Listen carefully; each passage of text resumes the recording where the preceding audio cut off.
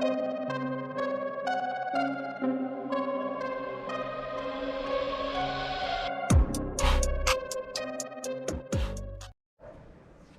what up, folks? So we back at it again with another video by DJ Mobile Auto Services. So we got a 2012 Nissan Latio. This carried the N17 3-cylinder. So customer complaint is every time she switch her vehicle off, she hear a loud noise like air is escaping somewhere, and she's not sure where it's coming from or where it's going. And also that she recently starting to have like issues with her brakes, you know, or even her gas. And then when she step on the gas, she feels like the vehicle is have a slow and a delay response. So she brought it into the shop, asked if I could check it out for her. She also had some other issues with the EGR, which I'm gonna show you later, right? But in this video, I'm gonna see where that noise is coming from. I think I have an idea where it's coming from, but I just think I will, you know, grab the camera and show you where it's coming from, right? So let me start the vehicle up and see if we could get the symptoms to reoccur.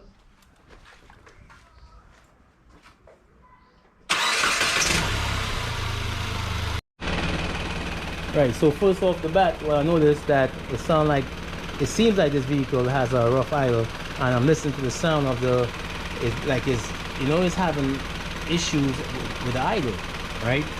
She said it drives well, but at times she feels like the vehicle is holding back, and she's not sure what's the issue. So first thing I'm gonna do is grab my scan tool, and I'm gonna check out my air fuel ratio mix and see if I'm having problems with my injectors or my coils or anything like that where it will throw off my fuel trims. So let's grab the scan tool and see if that will help. Alright, so with the scan tool hooked up, right, I'm just checking out my live data, right? My battery is okay, EGR sensor, inlet sensor. What else am I looking for? Right now I'm looking at the exhaust gas recirculation valve. It's saying 50% step. So does that mean it's supposed to be like 0 right now, because I'm not even in the vehicle and it's supposed to be closed. So I'm gonna check that out, as I said, in a later video. So let's look at the fuel trims. Right now I'm like 101%, which is not bad, right? But I'm still getting a rough idle. So am I getting a vacuum leak? No, I don't think I have a vacuum leak anywhere. Don't think I'm dumping any fuel. Let's check out mass airflow. So my mass airflow is basically at 1.24 volts. It's kind of high for a 3-cylinder. I'd rather be like 1.1 around there, but it's okay. But look at the grams per second. Right now it's pulling 3.45 grams per second, and this is a very small car, right? So the question is, do I have a vacuum leak or not, right? But if you notice, based on my, let's say, air/fuel sensor, it's saying I'm at 100%. Is it lying? Because my mass airflow is telling me that I'm at 3.3 grams per second. So what I'm gonna do first, I'm gonna hook my other scan tool up, probably take it for a ride and see why my grams per second is so high on my mass airflow. Oh, matter of fact, I'm planning, let's use the scan tool, right? So I'll use the next one for probably on the EGR, take it for a test run and see what's good, right? So as you notice here, my grams per second is 3.3 grams per second, which is very high for this 3-cylinder, right? So let's take a look and let's switch the vehicle off and see if we can get that noise that she's getting and take it from there. She says it's getting louder as it, a few days now, but I'm going to set you back up so when I switch it off, you can hear the sound that she's hearing. Alright, so I got you set up. I'm going to switch the vehicle off and listen to the sound.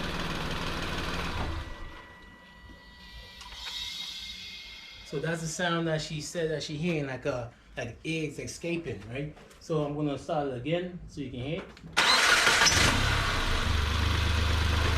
So every time she switched off, she's hearing the sound like getting a little louder. And as I said, you're seeing that the engine is vibrating a lot, right? So let's switch off again and see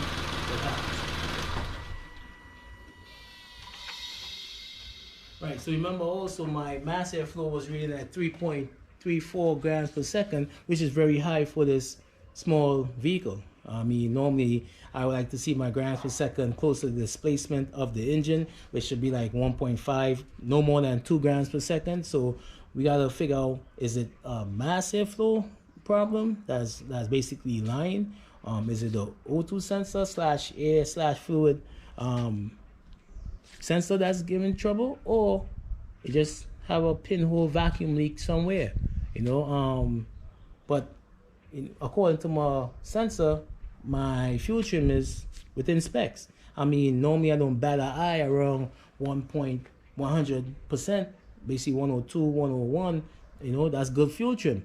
But why my my mass airflow reading so high, right? So what we're gonna do is gonna pop it off, clean it, and see if it get better. If not, then would you change out the mass airflow based on that? Well, I got the scan tool that I normally use for my drivability problems. I'm gonna use that on this vehicle and take it for a spin and come back and see if this make a drastic change, right, by me cleaning it.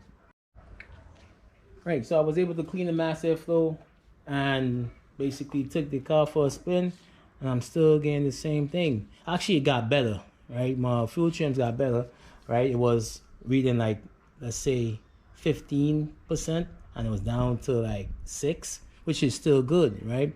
But as I said, I'm still getting high mass airflow readings, right? Which I'm not supposed to. So is the mass airflow line, or do I have a additional issue that I'm not sure about? And I'm still hearing the noise, right? And I kind of narrowed it down to, this area around here. I'm hearing it loud right here. So let's do some isolation tests and see if it helps. So I'm going to start the vehicle up.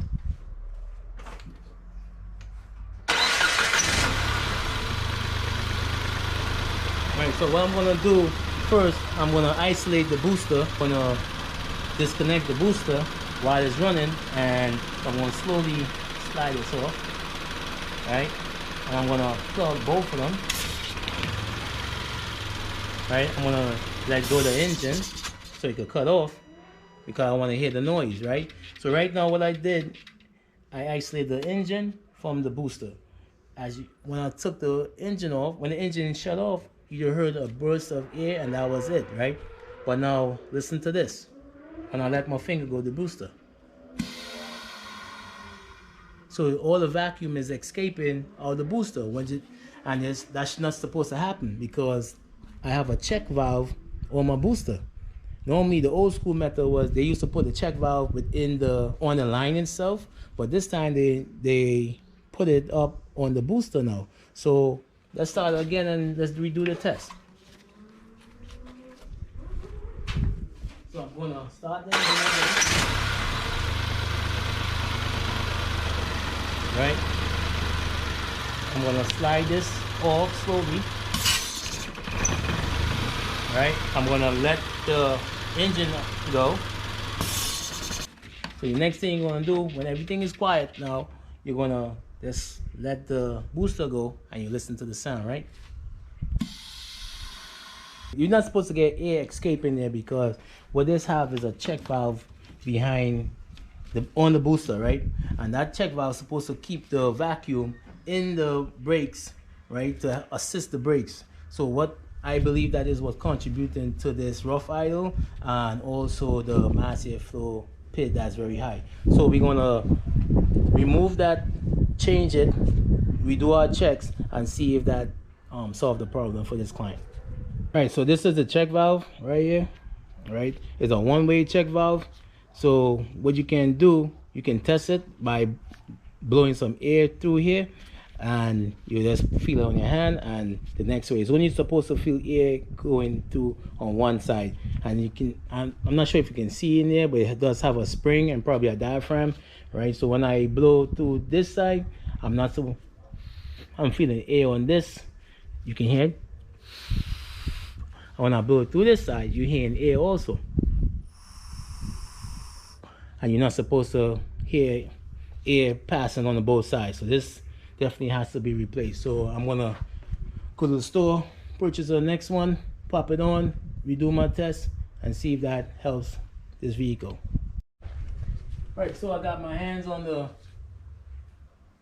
another one. This is the old one that's here, and this is the new one that I got from the store.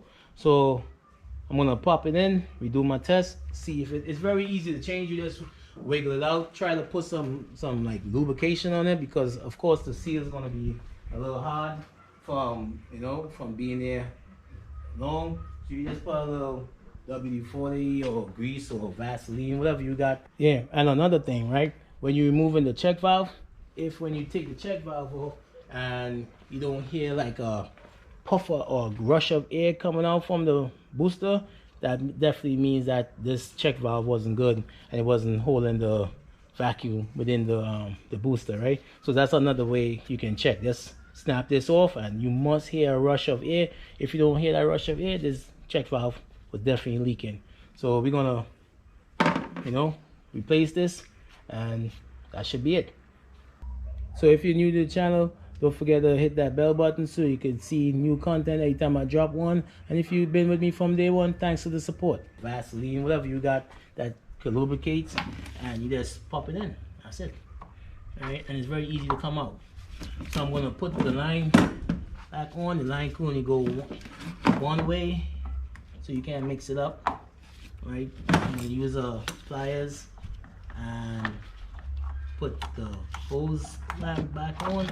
I'm gonna put this one on, but I'm not gonna put the clamp back on because I wanna redo my test, right? So let's start the vehicle up and see, you know, if it makes a difference. So you will get a little rough idle at first because remember it's vacuum, right? So what happened, you probably go in the vehicle, pump the brakes a few times, right? And let the vacuum or the engine build back up into the booster. So let's do that. I'm gonna step on the